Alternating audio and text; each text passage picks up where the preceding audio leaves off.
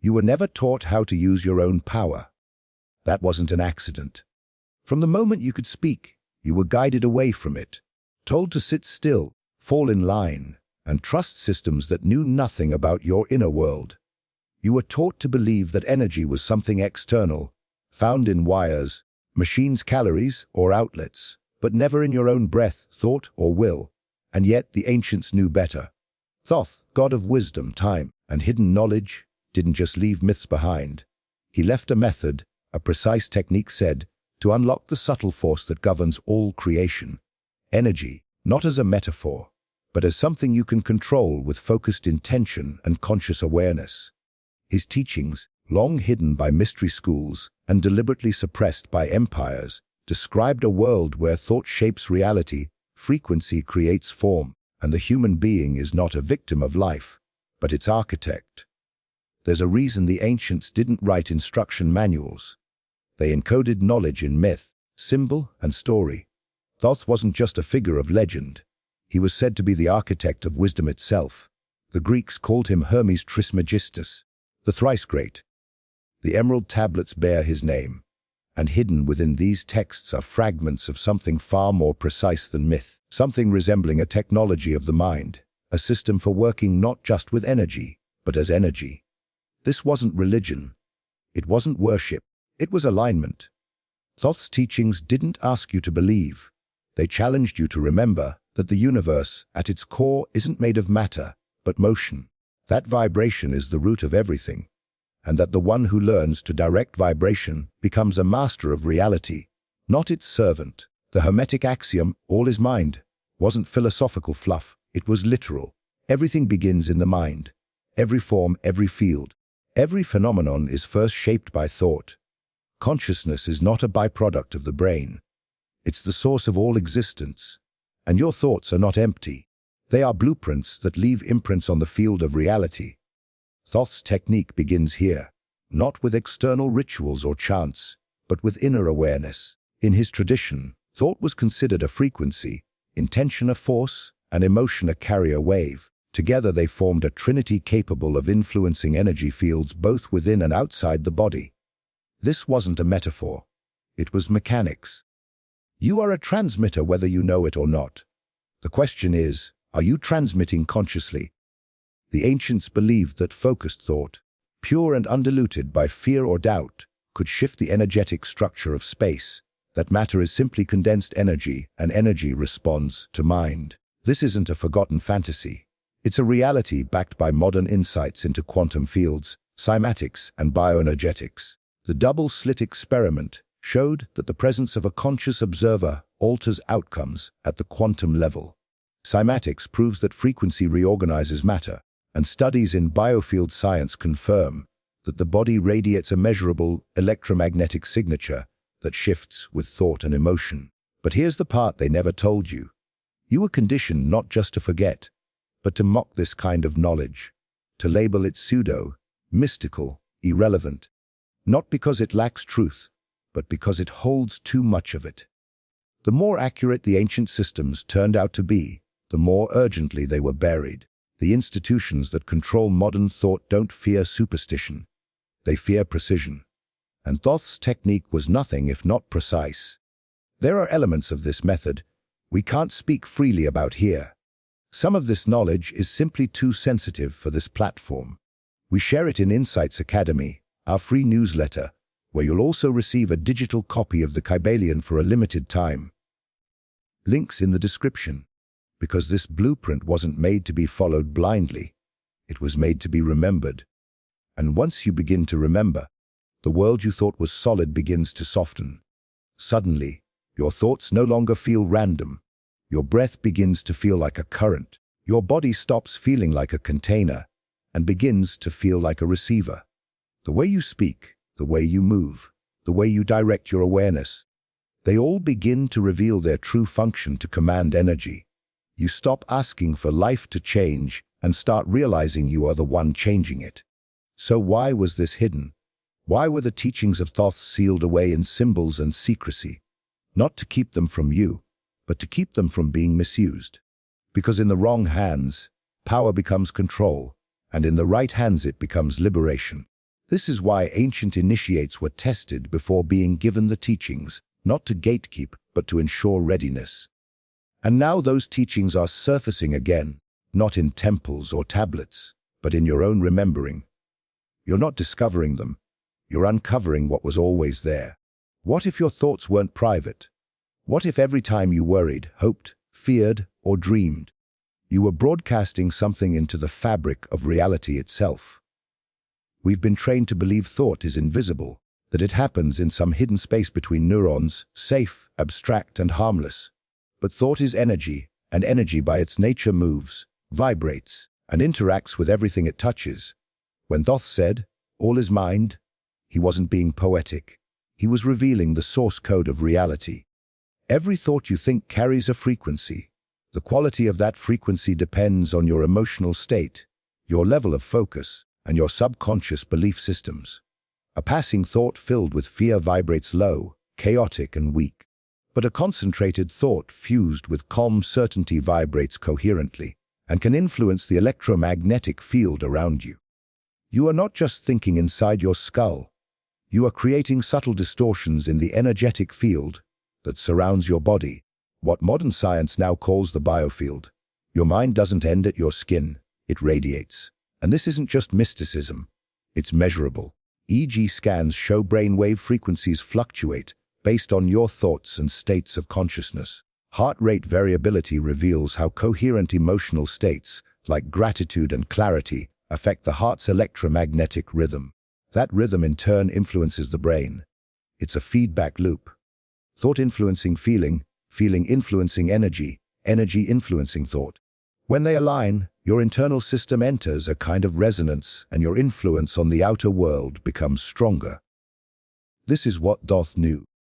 This is what was stripped from modern education, replaced with memorization and external validation.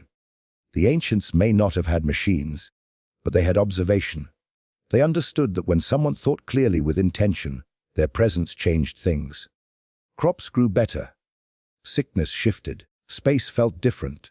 Temples were built not just as places of worship, but as amplifiers of frequency. Every pillar, every shape, every sound was designed to manipulate energy. Sound chambers in Egypt weren't just echoing. They were tuning. And what was being tuned? You. But the most potent instrument of all wasn't stone or geometry. It was you. The human system, a complex energetic organism capable of transmitting and receiving vibrational information. Your breath modulates the system. Your voice projects it. Your intention directs it. When you learn to align these elements, your thoughts stop being passive and become precision tools. Tools that when focused can affect more than just your mood. They can shift probability. We've been trained to treat our internal world like a side effect. But in truth, it's the origin point. Every outcome you've ever experienced started as a pattern of thought and emotion. Whether conscious or not, you didn't just end up where you are. You projected, repeated, and reinforced a frequency that matched it. Thoth's technique wasn't about magic. It was about mastery. Mastery of that internal frequency generator we've been taught to ignore. And that's the danger, isn't it? A person who realizes their thoughts shape their world becomes dangerous, not to others, but to the systems that depend on passivity. When you begin to consciously direct your attention, energy follows. And when energy follows, matter rearranges. It doesn't happen instantly. This isn't fantasy, but it happens inevitably. Energy moves first, form follows second. That's the law. So when Thoth spoke of mind as the medium of creation, he was giving us the manual no one else would. He was telling us that to know yourself is to know the levers of the universe. Not because you control the world, but because you tune yourself to it. And when the instrument is tuned, the song changes. We've been told to change the world by force, but the ancients knew better. The subtle always leads the gross. The invisible always directs the visible. And if your thoughts can move energy, and energy builds form, then the question isn't whether you're shaping your life, it's whether you're doing it consciously. You were born aware, sensitive, tuned in. As a child, you felt the world more than you understood it. You could sense tension in a room before a word was spoken. You stared at sunlight, fascinated by how it danced through dust. You imagined things, real things, and spoke to the invisible. That wasn't imagination. That was perception, raw and unfiltered. You hadn't yet been taught to block it out. You hadn't yet been told which senses were real and which ones were nonsense. But the system was patient. It didn't need to fight you. It just needed time. School came. Not the learning kind, the conditioning kind. You were taught to sit still, speak only when spoken to, follow the schedule, and silence your inner world. Creativity became a subject, not a state of being. Curiosity became a liability. You stopped asking why. You stopped listening to your body. The bell told you when to think, when to move, when to stop. The lessons were less about math or language and more about obedience and rhythm, training your nervous system to respond to external command and energy. That wasn't part of the curriculum. Not the kind we're talking about. Sure, they taught you about fossil fuels and electricity, but not the bioelectrical field of your own body, not the electromagnetic frequency of your heart, not how your breath modulates your energy field, not how stillness sharpens perception or how intention carries vibrational impact. That kind of energy was left out on purpose, because if you learned to direct your energy, you wouldn't be easy to direct yourself. Instead, the system replaced awareness with noise. From school, you moved to the media. Cartoons, flashing lights, fast edits, algorithms designed to hijack your focus and scatter your attention. You were never taught how to control your thoughts, but you were fed millions of images designed to control them for you. Consumerism became culture. You learned to seek satisfaction from what you could buy, not what you could feel. You weren't taught to breathe. You were taught to scroll. But let's be clear. This isn't a glitch in the system. It is the system, because a person trained to ignore their energy will always feel like something's missing. And that gap, that subtle ache, is what drives you to consume more, obey more, and question less. You stop looking inward and start looking outward for answers, never realizing that your own frequency has been hijacked. This is the brilliance of the system. It doesn't chain your body. It scrambles your signal. Think about it. Why is meditation a luxury instead of a basic skill? Why is breath work considered alternative when it's the foundation of your nervous system? Why are the most effective energetic practices hidden behind spiritual cliches or buried in cultural stereotypes? It's because they work. They don't require apps, pills, or subscriptions. They can't be monetized, patented, or taxed. And worst of all, for those in power, they make you self-sufficient. A person who knows how to regulate their energy can't be manipulated by fear. A person who understands their thoughts, affect their environment, won't fall for the lie of helplessness. Someone in tune with their own frequency can feel the truth behind words and the deceit hidden in smiles. That's dangerous. Not because it leads to rebellion, but because it leads to sovereignty. You become the author of your experience. The script no longer writes you. You begin writing it. So when people dismiss this knowledge as woo-woo or unscientific, understand where that reaction comes from. It comes from training. It comes from years of being taught that anything invisible is imaginary, that only the physical is real, and that expertise lives outside of you. But you don't need permission to access what's already yours. You need remembrance.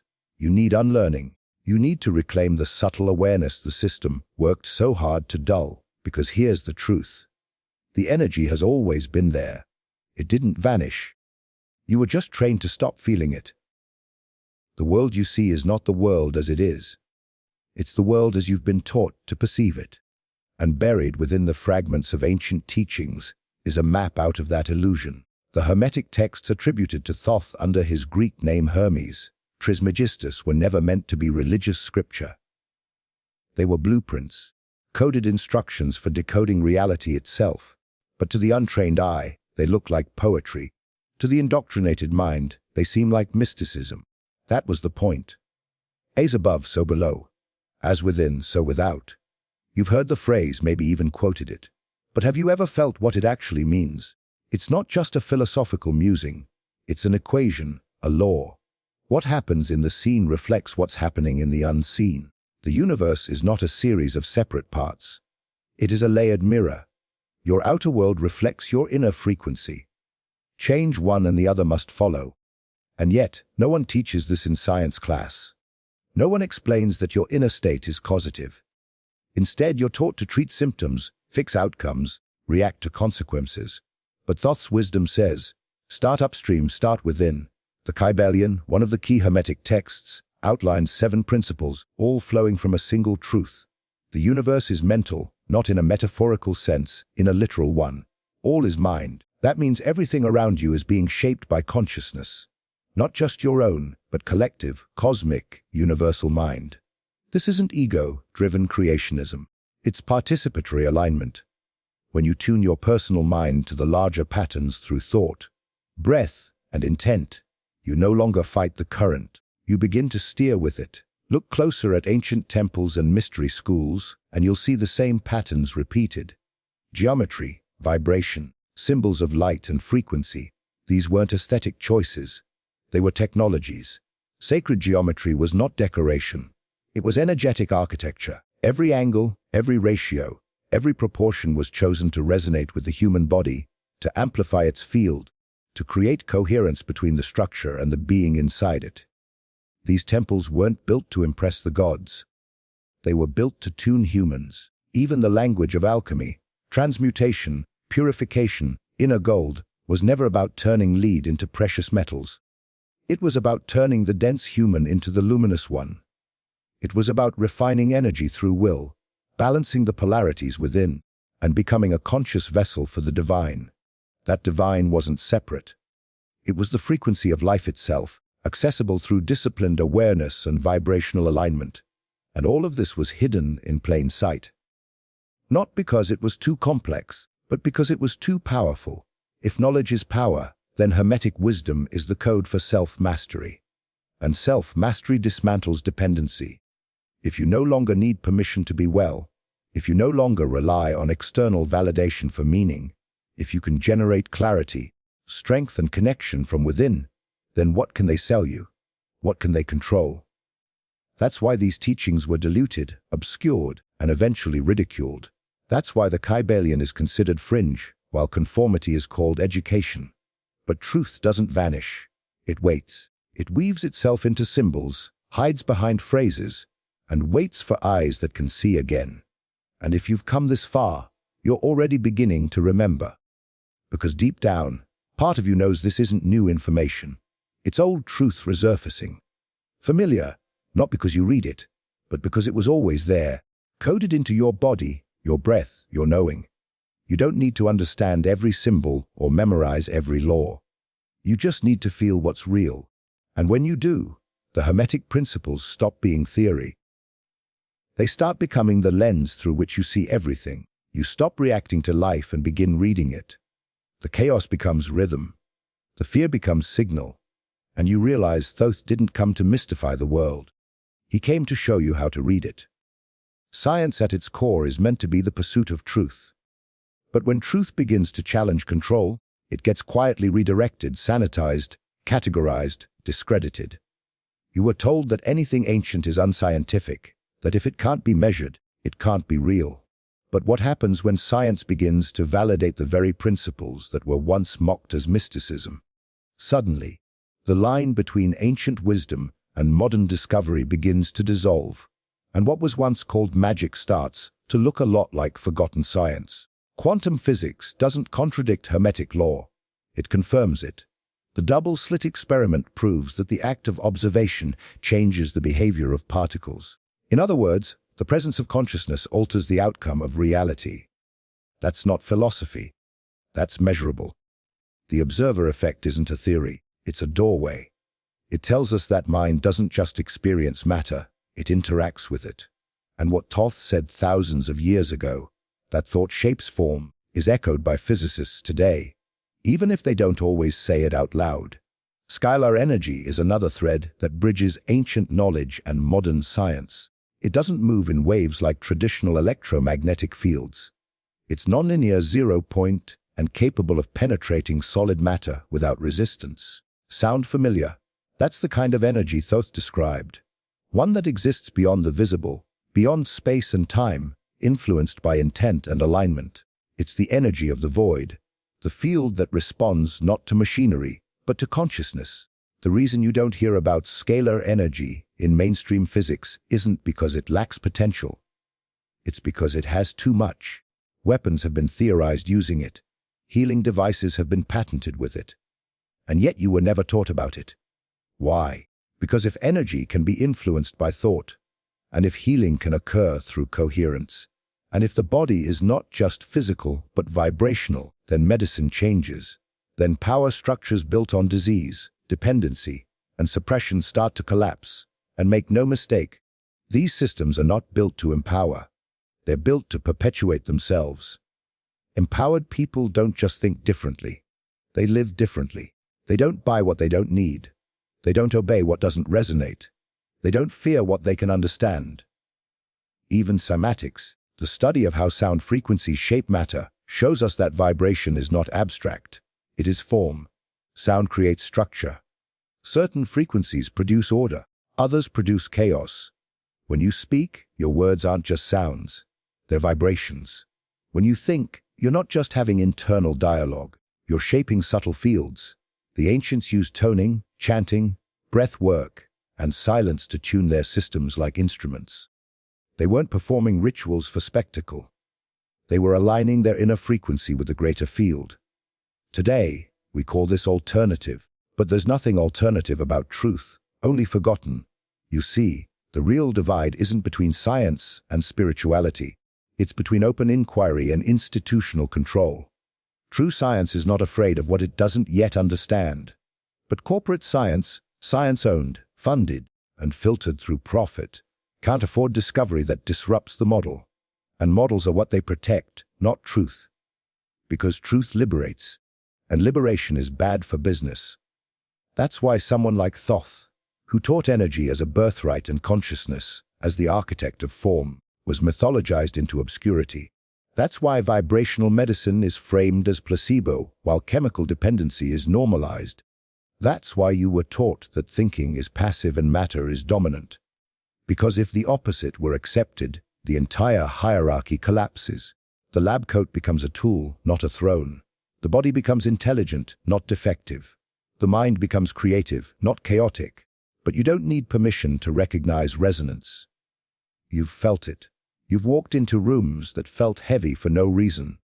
You've met people whose presence calmed you before they spoke. You've heard music that rearranged your emotions in seconds. You've had thoughts that seemed to shift your entire mood. These are not coincidences, they're clues. Echoes of a truth that predates modern systems.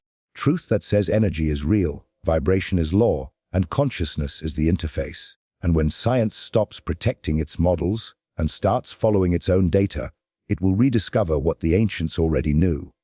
Until then, the responsibility of remembering falls to you. The most dangerous knowledge is always hidden in symbols, not because it's vague, but because it protects the unready from misunderstanding it. Thoth's technique, often referred to in fragments across Hermetic texts and mystery school traditions, was never handed down as a step-by-step guide. It was encoded in geometry, embedded in ritual, whispered through metaphor, and guarded fiercely for one reason. It worked not as metaphor, not as inspiration, but as a functional method for controlling energy consciously, intentionally, and with purpose. The ancients didn't separate the body from the spirit, or the mind from the breath. They saw the human being as one continuous system, electrical, magnetic, vibrational, and conscious. The system worked within this framework. It wasn't about faith. It was about alignment. You became the instrument. And when you tuned it precisely, you could interact with the field that shaped all form. In modern terms, you could alter the code. It always began with silence. Not absence of noise, but absence of interference. The body had to be still, the breath unforced, the mind clear, not emptied, but directed. The ancients didn't suppress thought, they mastered it. The first layer of this technique was about coherence. If your mind and body are in different places, your field is scattered. If your emotions are reactive, your signal is unstable. So the first phase was internal alignment, bringing breath, awareness and emotion into synchrony. This wasn't spirituality. It was preparation, like tuning strings before music. Then came intention, not vague wishing, not affirmations. Intention in the Hermetic sense meant concentrated will, a single focused frequency of thought held without contradiction. Emotion wasn't just present. It was the power source. You didn't just visualize, you felt it. You generated a coherent inner experience so strong that the energy field began to respond as if it were already real. The ancients knew that reality bends first in the unseen. Voice and breath were the tools of projection. Chanting wasn't random. It was a way to vibrate the body, to activate internal frequencies that aligned with the field. Breath modulated the nervous system, grounding the frequency in physical form. Every inhale was a pull of energy. Every exhale was direction. When harmonized with thought and feeling, it became a transmission, subtle but far from weak. And what was this technique used for? Not control in the way modern minds interpret it, not for manipulating others. It was used to influence the self, the environment, and the probabilities around you. Health, clarity, emotional mastery, even the magnetism that draws people or events, these weren't left to fate. They were adjusted, tuned, and directed by those who had learned the method, not perfectly, not infallibly, but consistently enough that the tradition endured for thousands of years. Of course, the written records are fragmented. Most of the original initiations were oral, ritualistic, experiential. But the remnants we have all point to the same core, that the field around you is programmable, and that you, in your natural state, are the programmer. This is why Thoth's technique has been so heavily mythologized, because if you see it as legend, you won't try to apply it. If you dismiss it as ancient fantasy, you won't remember what your body already knows. Even now, aspects of this method are being rediscovered under different names. Neuroscience, bioenergetics, breath work, vibrational healing, but disconnected from their original context. They're often reduced to hacks or wellness trends. The truth is, this was never about temporary states of calm. It was about transformation.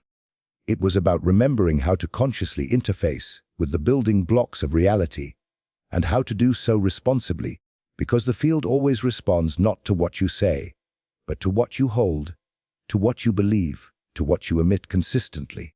Thoth's technique wasn't about performing, it was about becoming. And once you become coherent, focused, and aligned, the external world has no choice but to reflect it. This isn't mysticism. It's the mechanics of mind and energy, hidden for centuries, now waiting to be lived again. Knowledge isn't always hidden in darkness. Sometimes it's hidden in plain sight, buried under ridicule, rebranded as fantasy, or distorted into harmless entertainment. That's exactly what happened to Thoth's teachings. They weren't burned or lost. They were trivialized, stripped of their original context, dressed up in mythology, and shelved in the category of legend. Because if you mythologize something long enough, people stop looking at it as a system and start seeing it as a story. And no one tries to live a story. They just listen, nod, and forget. That was the point. The technique we've been unpacking wasn't forbidden because it was false. It was forbidden because it made control harder. It bypassed institutions. It didn't require temples or clergy or certifications. It didn't ask for permission. It taught that power, real power, starts in the quiet of your own mind. That reality bends to focused energy. That sovereignty isn't something granted by systems. It's something remembered. And for those who seek control, nothing is more dangerous than a population that remembers. Control systems by nature require disconnection. If you believe your thoughts are private, passive, and powerless, you will look outside of yourself for change. If you believe your body is a random collection of parts, you will surrender your health to someone with a license. If you believe your emotions are irrational burdens, you will repress them until they sabotage your inner harmony. The moment you forget that every part of you is energetic, intelligent, and programmable, you become easier to manage. And let's be clear, this suppression wasn't accidental. When empires rose, they did so not just by conquering land, but by conquering knowledge. The ancient mystery schools didn't just teach ritual. They preserved vibrational science. The temples of Egypt, the initiations in Greece, the Vedic breath practices in India, these were all part of a vast network of energetic understanding, not belief, understanding. These cultures didn't worship nature. They studied it, harmonized with it, and mirrored its principles in their own systems. But as power consolidated, decentralized wisdom became a threat. Rome didn't just burn libraries, it replaced them with doctrine. Religion didn't just reinterpret symbols, it rebranded them as sin. The feminine principles of intuition, receptivity, and inner knowing were suppressed. The masculine principles of domination and hierarchy were glorified. And suddenly energy work became heresy. Inner sovereignty became rebellion. Silence became suspicious. Ritual became blasphemy. And the people forgot. But forgetting doesn't mean the knowledge was lost. It means it was stored, coded into symbols, stories, and architecture. It survived in whispers, in lineages, in dreams. And now, in the age of information, it's resurfacing. Not because it's trendy, but because something in us is ready again. Ready to stop outsourcing power. Ready to stop numbing instinct. Ready to stop waiting for external change and start generating it from within. Still, the resistance remains. Mainstream science ignores the field. Education trains you to memorize, not remember. Media keeps you overstimulated, undernourished, and emotionally reactive. Every system you interact with daily has been designed to keep your frequency in survival mode. Low, scattered, predictable, because people in survival don't innovate. They don't question. They don't wake up. But there's a shift happening. Quiet, steady, undeniable. People are starting to feel what can't be measured. They're sensing dissonance in places they used to find comfort. They're questioning narratives that once felt absolute. And they're discovering that the thing they were told to dismiss, their inner sense, their energy, their alignment, is the very thing that changes everything. That's why the technique was forbidden. Not because it doesn't work, but because it does. And when you apply it, when you align your mind, your breath, your attention, you stop participating in the old story. You stop being a passive node in someone else's program. You begin creating your own, not with force, but with frequency. Not by escaping the world, but by retuning how you move through it. The truth was never lost, it was only silenced. But silence, like stillness, is just waiting to be heard. At some point, the question shifts from, is this real? To why did I ever think it wasn't? That shift doesn't come from proof, charts, or credentials. It comes from experience, from the moment you sense that subtle click inside yourself. When the noise fades, the breath deepens, and you realize you're not observing life. You're generating it. Not through brute force, but through alignment, through clarity, through a presence so still it begins to pull reality toward it. That's when remembering becomes undeniable. That's when you stop looking for magic and start moving like it. This isn't about becoming something new. It's about shedding what never belonged. The programmed doubt, the conditioned fear, the inherited shame around your own power. You don't need to become enlightened to use energy. You already are energy. The only difference between someone who influences the field and someone who doesn't is awareness. The field is always listening. The only question is whether you're speaking to it deliberately or unconsciously. Reclaiming your power starts with this. Accepting that you've always had it, that the subtle sensations you once dismissed, those gut feelings, those flares of synchronicity, those moments of stillness that seemed to stretch time, were not anomalies.